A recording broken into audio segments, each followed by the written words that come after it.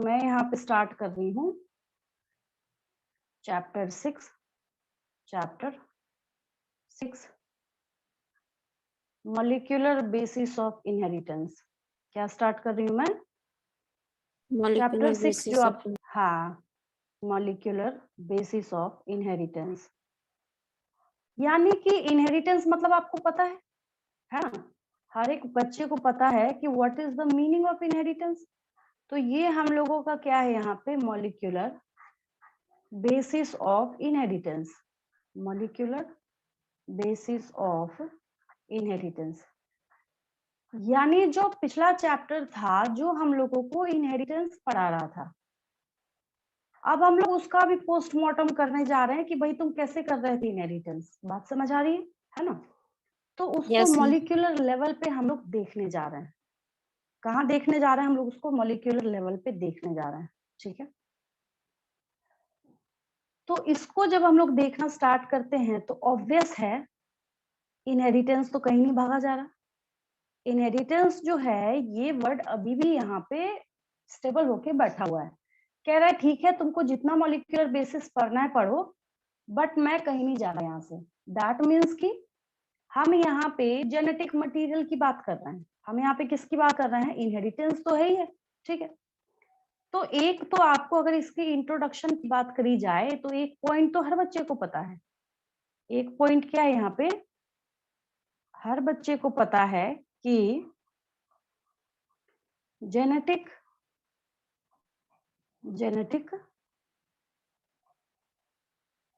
Materials, genetic या material रहने देते हैं, genetic material is responsible for, genetic material is responsible for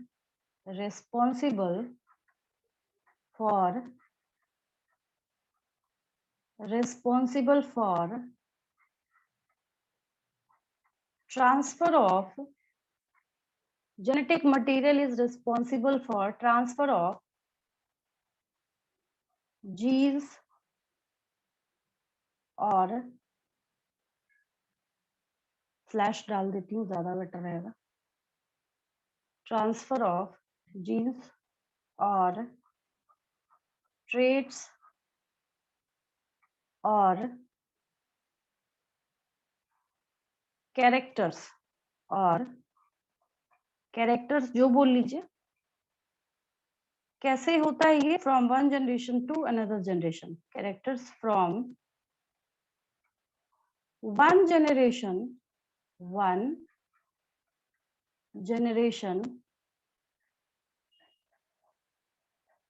to another generation, one generation to another generation, one generation to another generation। ठीक है, तो ये क्या करता है, एक जनरेशन से लेके दूसरे जनरेशन तक गुणों को ट्रांसफर करने का काम करता है। कौन? Genetic material. ठीक है, अब जैसे ये कहानी अगर यहाँ पे हम स्टॉप करते हैं तो फिर एक और चीज आती है निकल के सामने यहाँ पे। ठीक है, जेनेटिक मटेरियल हम कर रहे हैं तो आखिर हम पहचाने तो कि आखिर जेनेटिक मटेरियल कौन सा है, क्या काम करता है, कहाँ से आया है, किसका बना है। ठीक है, तो यहाँ पे अब जाके हम लोग क्या लिखते हैं, आप लोगों को पता है DNA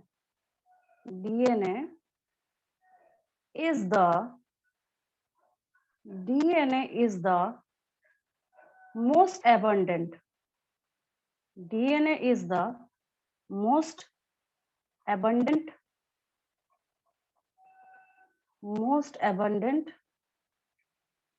genetic material, genetic material in biosphere,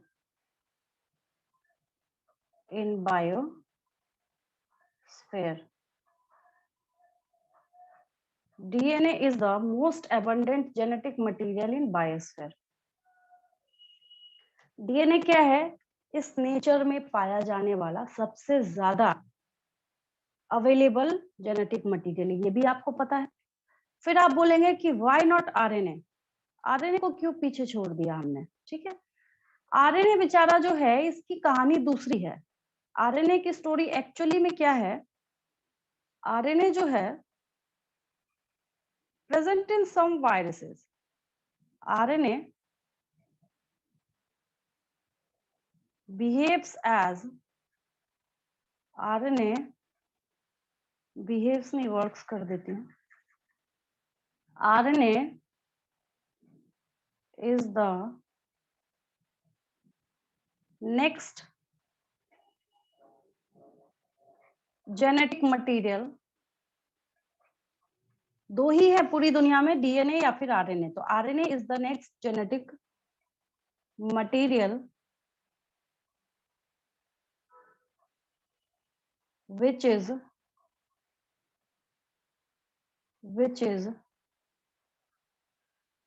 present only in viruses, which is present only in viruses। ये सारे पॉइंट्स आप जानते हैं, आपको लग रहा होगा अच्छा मैडम तो बहुत इजी बता रही है।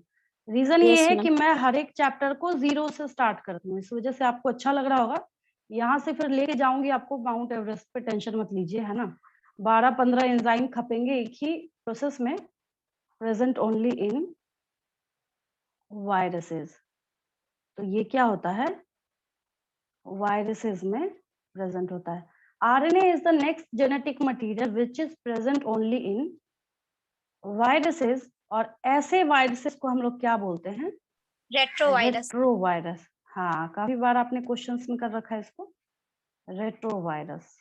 रेट्रोवायरसेस लिखा है तो मैं यहाँ पे रेट्रोवायरसेस ही कर देती हूँ, ठीक है।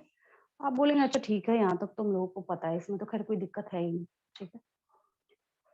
तो अब हम किसकी बात करते हैं यहाँ पे, डीएनए की बात करते हैं, डीएनए की बात करते हैं, ठीक है।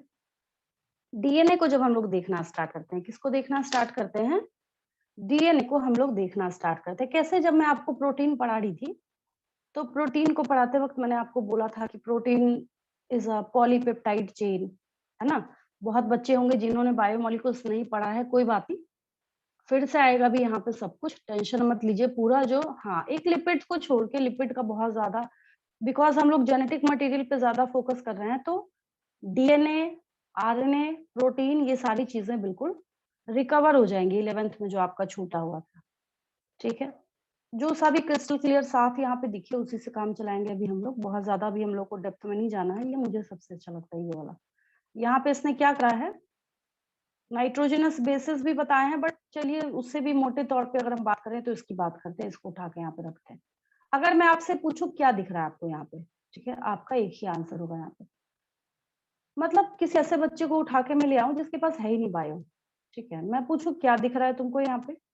हालांकि स्पाइडरमैन और हॉलीवुड की मूवीज देख देख बच्चों को ही पता है कि ये क्या है। आजकल तो क्रीम्स वाले भी इसकी फोटो प्रिंट करने लगे हैं, देखा ना आपने, वही लगाइए 10 दिन और पूरा टोटल फेयरनेस, और डीएनए की फोटो बना देंगे, जैसे वो जाके जीन ही चेंज कर देगा आपकी बॉडी में, देखा है आपने। बहुत सारे क्रीम्स के ऊपर भी, अभी ये इवन की फेयर एंड लवली जो है उसके ऊपर भी डीएनए की फोटो बनाने लगे आजकल। जैसे जाके सीधा म्यूटेशन कर देगा, और ऐसा म्यूटेशन करेगा कि रातों रात आप सीधे ऑस्ट्रेलियन लगने लगेंगे, है ना। देखिए, कुछ हो या ना हो, इतना सब दिख रहा है कि देयर आर 2 स्ट्रैंड्स। डीएनए जो है ये क्या है, what is this structure, it's DNA. क्या है ये, डीएनए है। ये स्ट्रक्चर क्या है, डीएनए है। ये क्या है, डीएनए, ठीक है। तो कुछ और हो या ना हो, इतनी बात तो सबको समझ आ रही है कि डीएनए कंटेन्स 2 स्ट्रैंड्स, इसके पास 2 स्ट्रैंड्स हैं, ठीक है। और ये जो दोनों स्ट्रैंड हैं, तो एक 1 और दूसरा 2, दोनों जो ट्विस्टिंग कर रखे हैं इन्होंने यहाँ पे, जो गोल चक्कर वाली सीढ़ियां होती है ना, ठीक है, बिल्कुल वैसा ही होता है, बट ये 3D स्ट्रक्चर है, तो इसको दिखाना या पेपर पे शो करना बहुत टफ टास्क होता है किसी के लिए भी, तो इसको ऐसे बना दिया जाता है, ठीक है। और ये सारे स्टेप्स जो हैं, एक्चुअली स्टेप्स नहीं होते, ये बेस पेयर्स हैं, समझाने के लिए ऐसी साधारण भाषा में आपको बोल रही हूँ। ये जो आपको ऐसे बेस पेयर्स के एक एक गैप यहाँ पे बिल्कुल एग्जैक्ट इक्वल है, रत्ती भर का भी सब में कोई भी डिस्टेंस या फर्क नहीं है। ठीक है, बार बार मैं रिपीट कर रही हूँ, 3D स्ट्रक्चर है तो यहाँ पे इस तरीके से करके इसको बस बनाया गया है और कोई दिक्कत नहीं है। ठीक है, होता क्या है, ये जो डीएनए का स्ट्रक्चर आपके पास यहाँ पे अवेलेबल है, इस डीएनए के स्ट्रक्चर में 2 पॉलीन्यूक्लियोटाइड चेन है, ये 1 है और दूसरा 2 है, 2 ही है, तीसरा तो मैंने बनाया नहीं ना, आपको दिख रहा है ना। तो लिख लीजिए इसके लिए एक पॉइंट, क्या लिखते हैं हम लोग इसके लिए ये पॉइंट लिखते हैं कि डीएनए, क्या पॉइंट लिखते हैं हम लोग यहाँ पे, डीएनए कंटेन्स, या कंटेन्स से अच्छा लगेगा, मेड अप ऑफ लिख देती हूँ, DNA is made up of, DNA is made up of, DNA is made up of 2 polynucleotide chains। कितने चेन का बना है इसमें तो कोई डाउट नहीं किसी को, है ना।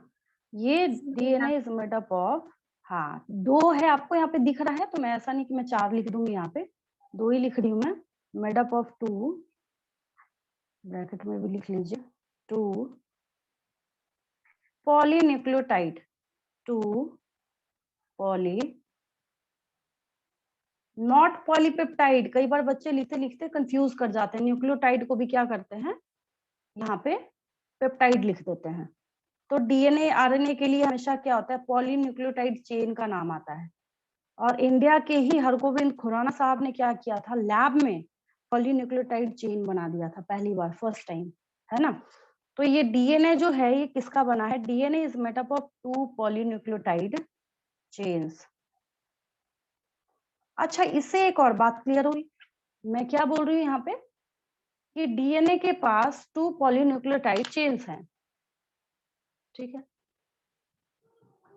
तो अगर शायद ये दिखा दे अच्छा तो अच्छी बात है, मुझे जो समझाना है आपको, अगर हम इसके न्यूक्लियोटाइड्स की बात करते हैं, किसकी बात करते हैं, न्यूक्लियोटाइड्स की बात करते हैं, तो इसका ये मतलब है कि अगर एक न्यूक्लियोटाइड को हम देखना स्टार्ट करें तो वैसे ही बहुत सारे न्यूक्लियोटाइड से मिलके बना होगा, जैसा मैं चाह रही हूँ वैसा नहीं दिखा रहा।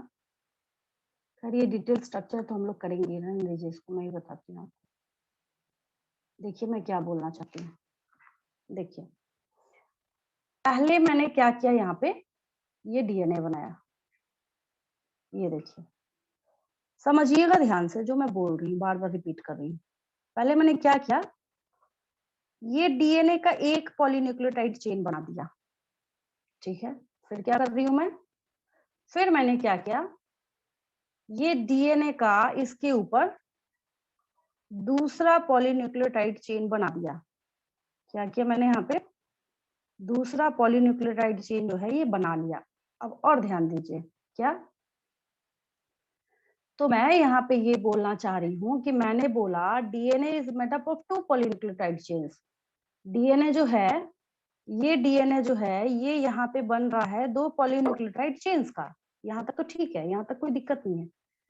तो जब हम एक पॉलीन्यूक्लियोटाइड चेन की बात करते हैं, मान लीजिए इसकी बात करना है, ठीक है, तो अगर इसके ऊपर अगर आप ध्यान से एनालाइज करना स्टार्ट करेंगे तो एक न्यूक्लियोटाइड, दूसरा न्यूक्लियोटाइड, तीसरा, चौथा, पांचवा, ऐसे करके एंड सो ऑन, ढेर सारे न्यूक्लियोटाइड से मिलके ही बना होगा ना एक पॉलीन्यूक्लियोटाइड चेन। बात समझ रहे हैं, अगर समझ ना आए तो वो मोतियों की जो माला होती है ना, जो पेंडेंट होता है ना, मोतियों वाला जो हार होता है, उसका एग्जांपल आप समझिए।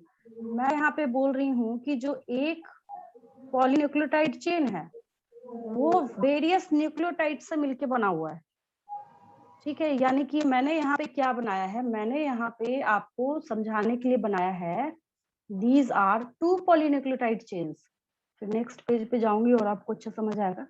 मैं यहाँ पे क्या शो करना चाह रही हूँ आपको, that these are 2 polynucleotide chains। ये क्या है, 2 पॉलीन्यूक्लियोटाइड न्यूक्लियोटाइड, पॉलीन्यूक्लियोटाइड चेन है।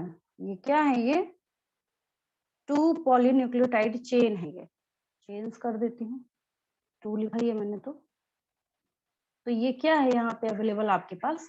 2 पॉलीन्यूक्लियोटाइड चेन्स। ये पेज हो गया सबका। आगे बढ़ू मैं? बहुत आराम से लिख रही थी, आपने भी लिख लिया होगा मेरे साथ। Yes ma'am. चलिए, पढ़ा हुआ भी है। तो ये 2 पॉलीन्यूक्लियोटाइड चेन है। अब हम इसकी कहानी को आगे बढ़ाते हैं। फिर क्या होगा? फिर क्या होता है इसके बाद? मैं जो बोलना चाह रही हूँ, एक जब आपने क्या किया, डीएनए का स्ट्रैंड बनाया। एक जब आपने क्या किया यहाँ पे, ये डीएनए का स्ट्रैंड बनाया, ठीक है। तो ये जो यूनिट से मिलके बना है, दीज यूनिट्स आर न्यूक्लियोटाइड्स। क्योंकि जैसे ही मैं बच्चों को बोलती हूँ कि नाइट्रोजनस बेस, शुगर और फॉस्फेट जो है वो डीएनए के कंपोनेंट्स हैं, तो बच्चा पता है वहां पे क्या मिसलीड करता है या क्या गलती करता है? बच्चा ये समझता है अच्छा मैडम ने बता दिया कि पूरा जो चेन है यही तीनों से मिलके बना है, जब ऐसा कुछ भी नहीं है। वहां पे मुझे ये समझाने की आपको जरूरत है कि ये जो छोटे छोटे मैंने अभी यहाँ पे यूनिट्स बनाए, अभी मैंने क्या किया है, व्हाट इज दिस? तो ये एक पॉलीन्यूक्लियोटाइड चेन बनाया है। अब अगर मेरी मर्जी मैं क्या करूं यहाँ पे, अगर मैंने यहाँ पे ये दूसरा पॉलीन्यूक्लियोटाइड चेन बनाया, अगर मैंने क्या किया यहाँ पे, ये दूसरा पॉलीन्यूक्लियोटाइड चेन बनाया, ठीक है। तो इसके पास भी क्या होंगे? अपने न्यूक्लियोटाइड्स होंगे इसके। अब इसमें से मैं एक को निकालूंगी। ये तो दूसरा हो गया, ग्रीन वाला जो है ये दूसरा पॉलीन्यूक्लियोटाइड चेन है, ठीक है। तो ये हो गया सेकेंड पॉलीन्यूक्लियोटाइड चेन। और जो हम यहाँ पे दो दो की बात कर रहे हैं, बिकॉज इट्स डीएनए, यही जब मैं आरएनए की बात करूंगी तो ये एक हो जाएगा, सिंगल हो जाएगा, ठीक है। चलिए, अब मैं क्या करूंगी इसमें से, ये तो 2 है, ये तो भी मैंने आपको पीछे वाले पेज लिखा ही कि दीज आर, क्या है ये, 2 polynucleotide chains. These are 2 polynucleotide. These are 2 polynucleotide chains. ठीक है। तो लेकिन अगर हम इसमें से एक को बाहर निकाल दे तो, मान लीजिए हम, क्योंकि हम क्या कर रहे हैं, एनालिसिस कर रहे हैं, यहाँ पे क्या कर रहे हैं, एनालिसिस कर रहे हैं, नॉट ऑब्जर्वेशन। हम यहाँ पे क्या कर रहे हैं, एनालिसिस कर रहे हैं। तो अगर हम इसमें से एक को बाहर निकाल दें, एक को बाहर निकालने का क्या मतलब है, मैंने सिर्फ आर वाले को निकाला है ताकि आपको बेटर समझ आए। मैं यहाँ पे इतनी मेहनत कर रही हूँ, देख लीजिए, ठीक है, ताकि आप लोग को कोई डाउट ना रहे कभी आगे जाके, कोई ऐसा ना हो कोई हॉरिबल आप कॉन्सेप्ट पाल के रखे हो अपने दिमाग में, जिस वजह से मैं यहाँ पे आपको 1 बाय 1 करके समझा रही हूँ। और ये भी बताऊंगी कि बच्चे को कंफ्यूजन कहाँ पे होती है, वो क्या गलती करता है, क्या समझ के बैठता है यहाँ पे, जिसकी वजह से मैं यहाँ पे 1 बाय 1 करके मैंने इतने सारे न्यूक्लियोटाइड जोड़ के रखे हुए हैं। अब मैंने क्या किया, इस दो में से मैं लिख देती हूँ, यहाँ पे मैंने एक निकाल दिया है। मैंने क्या किया है, ये क्या बनाया है, यहाँ जो आपको दिख रहा है 1, सिर्फ क्या है, ओनली 1 पॉलीन्यूक्लियोटाइड चेन। यहाँ पे क्या है, 1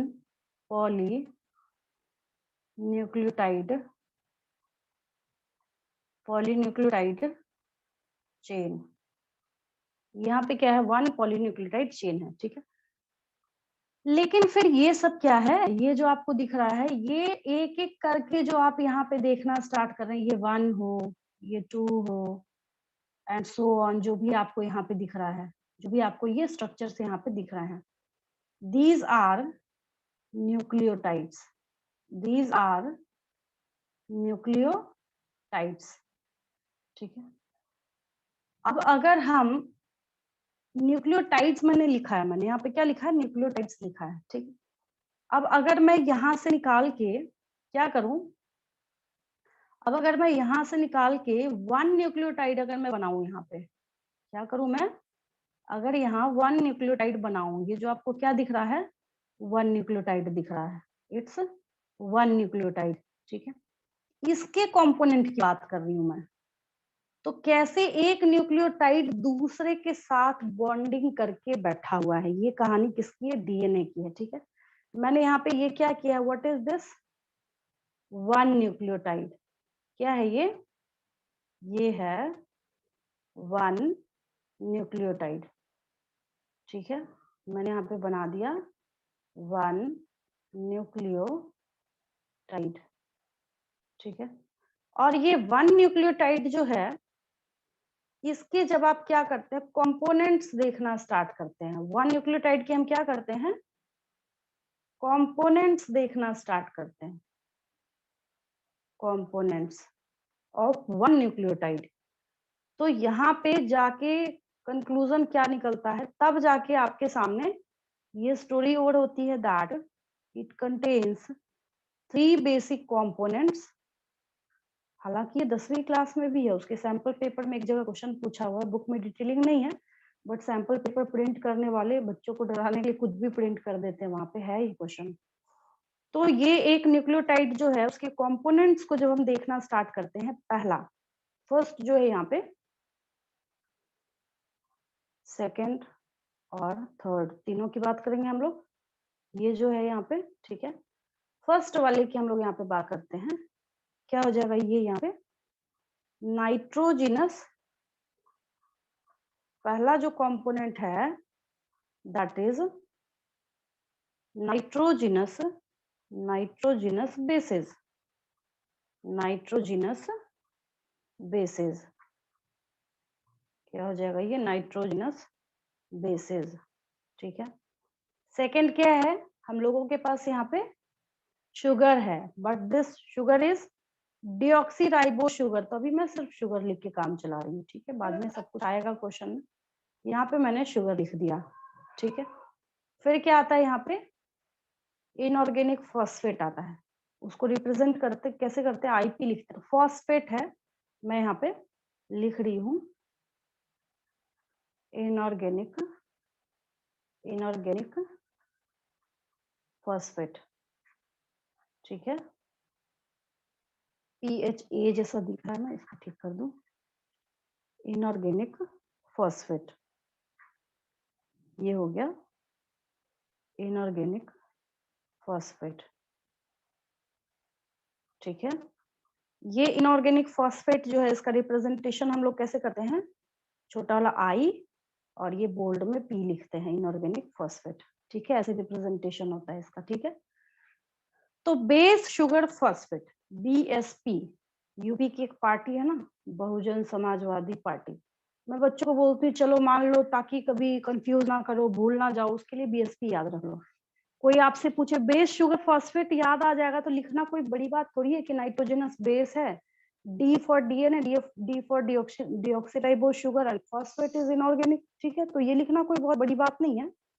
यहाँ पे क्वेश्चन इज दैट कि कंपोनेंट हम कैसे लिखें, यहाँ पे नाइट्रोजनस बेस है, शुगर है, फॉस्फेट है, ठीक है। अभी मैं RNA की बात ही नहीं कर रही, क्योंकि DNA एक बार समझ आने के बाद RNA बहुत आसान हो जाता है, RNA कुछ नहीं है उसके सामने, ठीक है। ये इसलिए हम लोगों को पढ़ना पड़ रहा है, क्योंकि रीजन क्या है इसका, जब आप नेचर का सेंट्रल डॉगमा देखना स्टार्ट करते हैं, यानी ब्लूप्रिंट ऑफ द सेल देखना स्टार्ट करते हैं, तो मैं आपको बता बता के थक चुकी हूँ, बहुत सारी क्लासेस में मैंने आपको बताया कई बार, सेल चैप्टर हुआ तब भी, पता नहीं बीच में कोई एक्सप्लेनेशन चली तब भी, कभी किसी बच्चे ने कोई डाउट पूछा तब भी, हमेशा मैंने ये आपको एक्सप्लेनेशन दी है, ये उसी के लिए एक चैप्टर आ गया आपके पास, कॉपीराइट। DNA जो है ये RNA बनाने का काम करता है, RNA जो है ये क्या करता है, प्रोटीन बनाने का काम करता है। ये चैप्टर इतना मजेदार है कि कैसे यहाँ पे DNA से DNA बनेगा, बोर्ड एग्जाम का डायरेक्ट क्वेश्चन और नीट के एग्जाम में इसके सारे एंजाइम से क्वेश्चन पूछ जाता है। कैसे DNA RNA बनाने का काम करता है, कैसे DNA RNA बनाने का काम करता है, दैट इज ट्रांसक्रिप्शन। हाँ, ट्रांसक्रिप्शन, हाँ, जो रिवर्स ट्रांसक्रिप्शन का प्रोसेस है, जो RNA DNA बनाने का काम करता है, ये आपका हेल्थ एंड डिजीज चैप्टर में दिया हुआ है, क्योंकि जब आप एड्स पढ़ेंगे तो ऑब्वियस है वहां पे आएगा ही आएगा, तो ये नहीं है इस चैप्टर में, ये मैंने पहले क्लियर कर दिया। रिवर्स ट्रांसक्रिप्शन जो है ये इस चैप्टर में नहीं है दिया हुआ, ठीक है। कैसे यहाँ पे RNA क्या करता है, प्रोटीन बनाने का काम करता है, दैट इज ट्रांसलेशन। और चौंकाने वाली बात ये है कि सारे ही 5 मार्क्स के क्वेश्चन है। आज तक कभी ऐसा बोर्ड एग्जाम का पेपर नहीं बना है जाके आज चेक कीजिए, एक बहुत अच्छी बात बता रही हूँ आपको।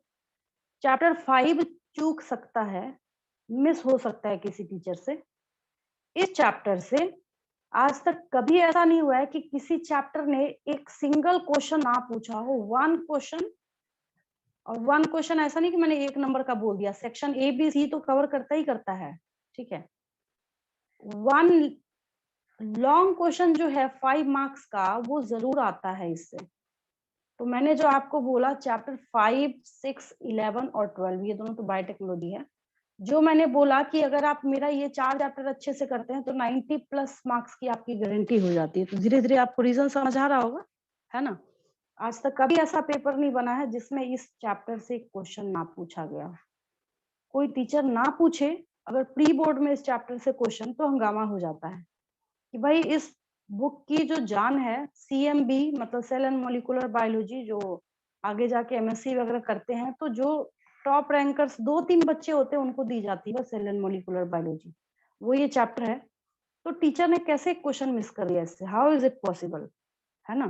तो कंप्लीट सिलेबस होने के बाद कभी ऐसा हुआ ही नहीं है आज तक कि एक क्वेश्चन इसे ना पूछा जाए। तो आप पहले ही से आप समझ जाइए कि अगर आप ये चैप्टर अच्छे से कर रहे हैं तो एक 5 मार्क्स आप अपने अकाउंट में डाल रहे हैं, वो भी श्योर बिल्कुल आएगा ही आएगा, ठीक है।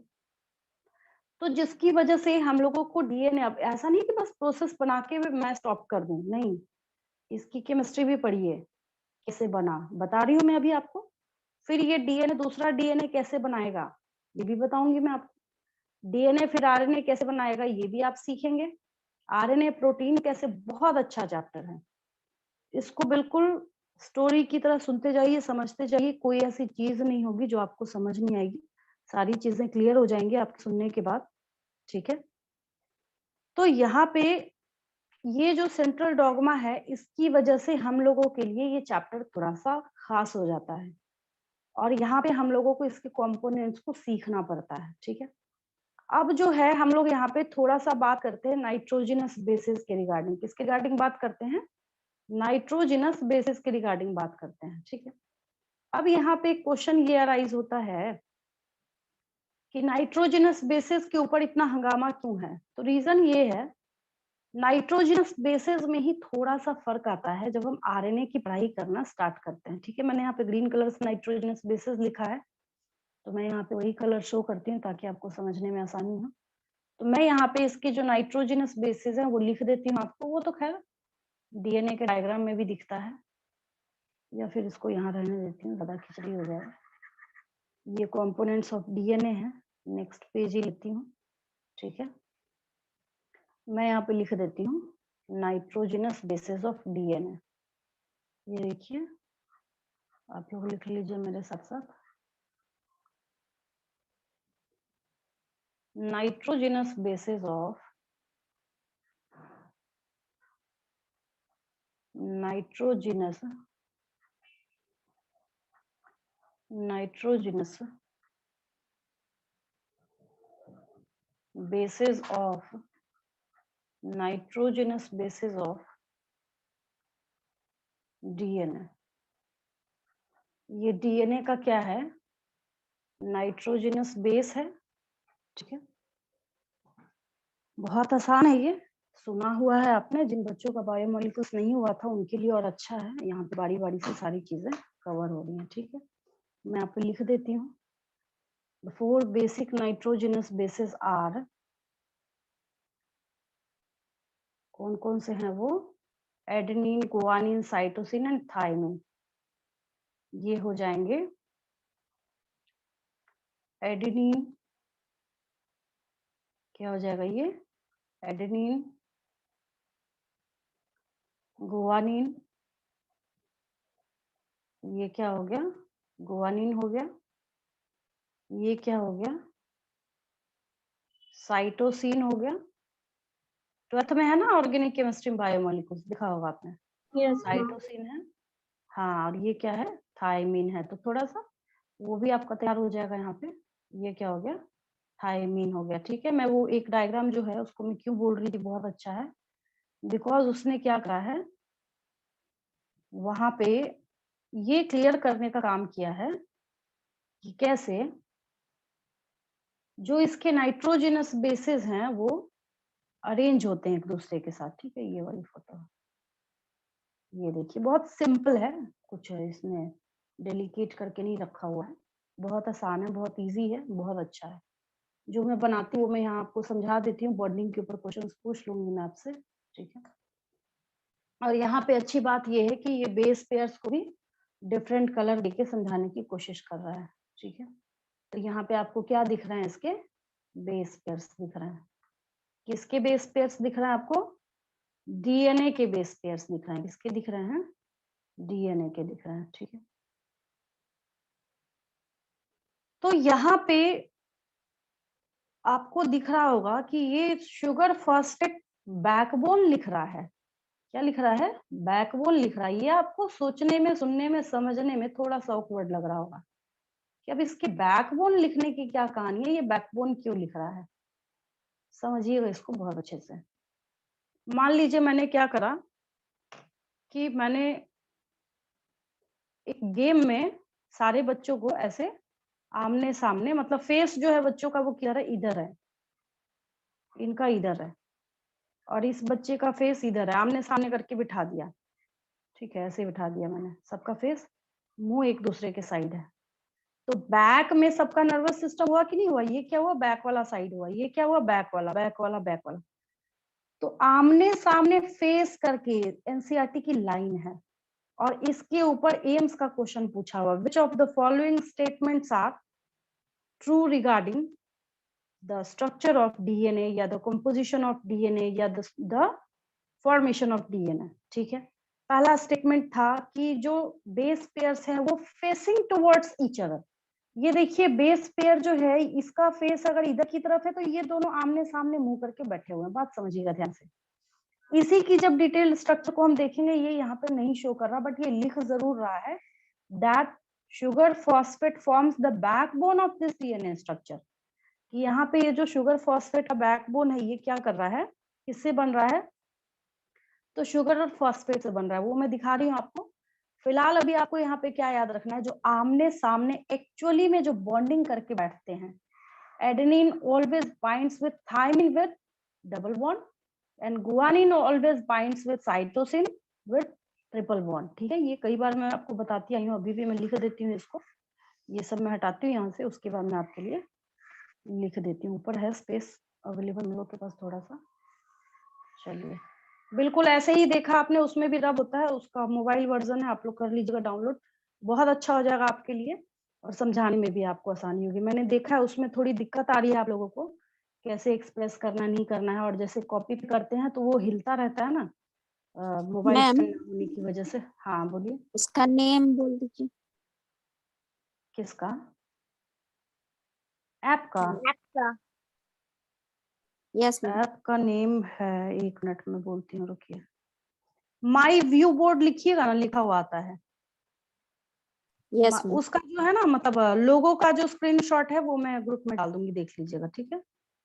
स्टूडेंट्स के लिए काफी अच्छा है, सारे स्टूडेंट्स रखते हैं उसको, सारे फंक्शंस भी हैं स्मार्ट बोर्ड वाले, और इसका अपना स्मार्ट बोर्ड भी आता है, तो थोड़ा सा इसमें टॉप लेवल का रखा हुआ है, सारे जो फंक्शंस है। देखिए अब इसको समझिए, यहाँ पे जब हम एडेनिन और थाइमिन की बात करते हैं, किसकी बात करते हैं? हम क्या लिख रहे हैं, क्या दिखाना चाह रहे हैं हम यहाँ पे? हम यहाँ पे शो करना चाह रहे हैं nature of nature of bond, nature of bond between bases। अब आप समझ रहे हैं कि नाइट्रोजनस बेसिस है ना। कहीं पे आपने एंड डॉट और बेसिस लिखा होता है तो आपको घबराने की जरूरत नहीं, पता है मैं वही पढ़ा रही हूँ तो वही लिखा है मैंने यहाँ पे, ठीक है। तो हम लोग किसका नेचर ऑफ बॉन्ड पढ़ रहे हैं यहाँ पे? नाइट्रोजनस बेसिस का पढ़ रहे हैं। क्या कहानी है इसकी? बहुत सिंपल है। ये कहानी है इसकी कि जब आप एडेनिन को क्या करेंगे, थायमिन के साथ बाइंड, ये पत्थर की लकीर है, आप समझ जाइए कि ये यूनिवर्सल है, इसको आप चेंज नहीं कर सकते, ठीक है। ऐसे समझिए तो आपके लिए आसान हो जाएगा। और जब हम लोग यहाँ पे क्या देखना स्टार्ट करते हैं, साइटोसिन और गुआनिन को, साइटोसिन और गुआनिन को, ठीक है। adenine always binds with thymine with double hydrogen bond, and cytosine always binds with guanine. Cytosine always binds with guanine with triple hydrogen bond. मैंने कलर अलग कर दिया, कहीं ऐसा ना 5 बॉन्ड समझ लेते आप लोग बीच में, इसलिए मैंने अलग अलग कर दिया यहाँ पे. ठीक है, बहुत बेसिक है ये सब कुछ, सबको समझ आया होगा. मैंने आपको पहले बोला मैं 0 से स्टार्ट कर रही हूँ. आगे Yes, देखिए ma'am. आपकी जर्नी कहाँ तक लेके जाऊंगी कि उसके बाद आप पूरे इंडिया में या फिर कहीं पे भी बैठे किसी बच्चे को उठा के इस चैप्टर से कंपेयर करके देख लीजिएगा, आपको समझ आ जाएगा आप कितने पानी में, वो बच्चा कितने पानी में. ठीक है, चलिए कुछ क्वेश्चंस लिखते हैं हम लोग, साथ के साथ मेरे नोट कीजिए और लीव नहीं करेंगे, थोड़ा सा बने रहेंगे. 2-3 और बातें हैं जो मैं समझा दूंगी आप. चलिए पहला लिखिए, बहुत छोटे छोटे क्वेश्चंस में दे रही हूँ,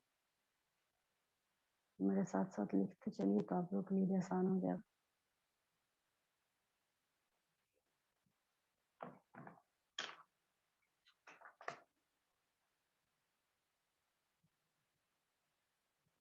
टाइप ही कर देती हूँ.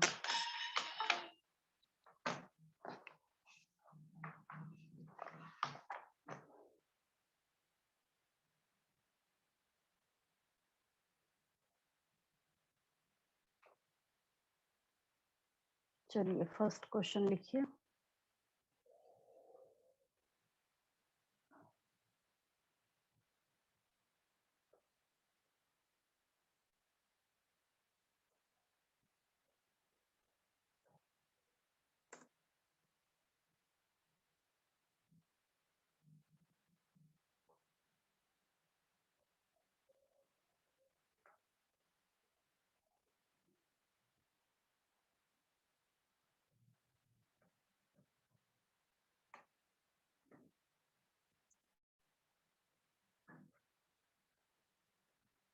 पहला क्वेश्चन लिखिए,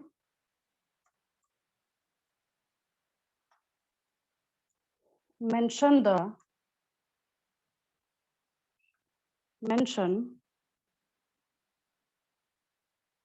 the components of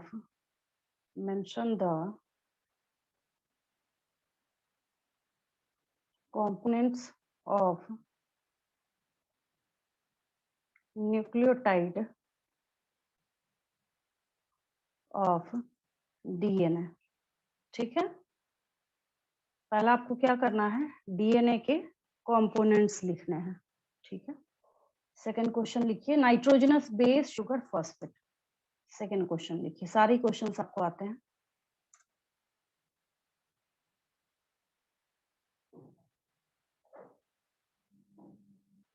represent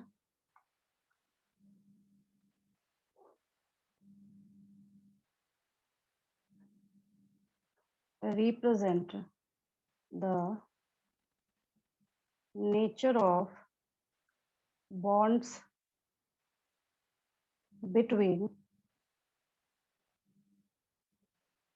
nitrogenous, बहुत तरह का बॉन्ड आएगा इसमें, between nitrogenous basis of DNA. ठीक हो गया. थर्ड क्वेश्चन लिखिए, जल्दी जल्दी हो भी रहा है ये. चलिए तीसरा क्वेश्चन लिखिए,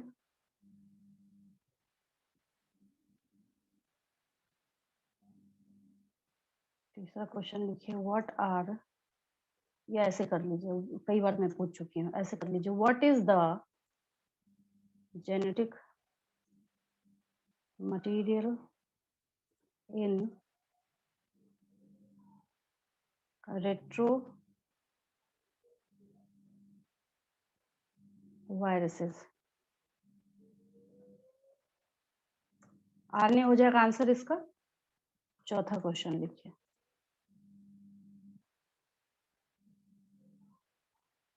name the most abundant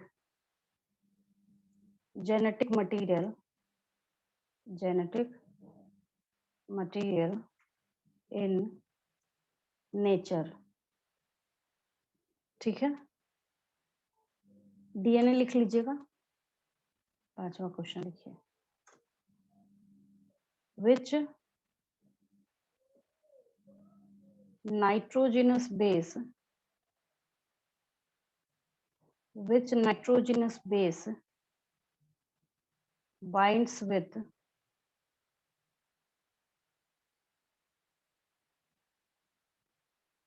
guanine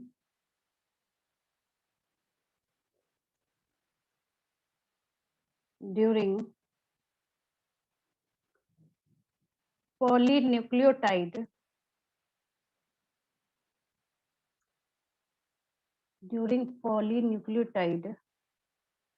chain formation. Ma'am L छूट गया। हाँ, किस में छूट गया है? ये टाइप में। हाँ, तभी रेड मार्क दे रहा है। न्यूक्लियोटाइड, हाँ यहाँ पे एल है missing. During polynucleotide chain formation in DNA. चलिए ठीक है। Which nitrogenous base binds with guanine during polynucleotide chain formation. कितना इजी सा है, यहाँ पे साइटोसिन लिखना, बट क्वेश्चन बनाने की बात है, कुछ भी बनाया जा सकता है। 6th क्वेश्चन लिखिए।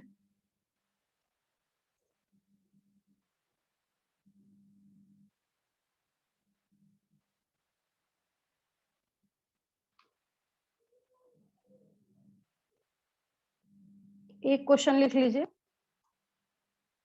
Represent the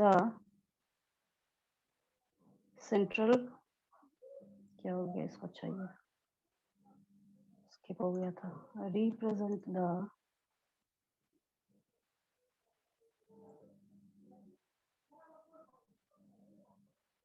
central dogma of the cell. वही करना है, डीएनए आरएनए को बनाता है, आरएनए प्रोटीन को बनाता है, फिर डीएनए को भी बनाता है, तो प्रोसेसेस के नेम लिख देने हैं वहां पे, वही और कुछ नहीं है उसमें। ठीक है,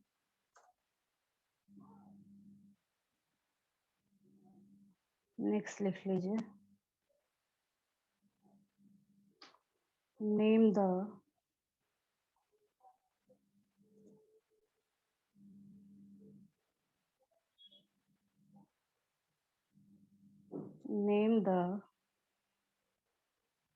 ये तो आपको करने में 2 मिनट का टाइम लगेगा, ये सारे questions. Name the nitrogenous bases of DNA. Next question लिखिए। यहाँ पे एडेनिन, गुआनिन, साइटोसिन, थाइन, 7वें क्वेश्चन में। 8वां क्वेश्चन लिखिए। Which type of sugar is present in DNA। ठीक है, डीऑक्सीराइबोज शुगर लिख लेंगे, ज्यादा ही मैंने इंटर मार दिया। चलिए 9th क्वेश्चन लिखिए।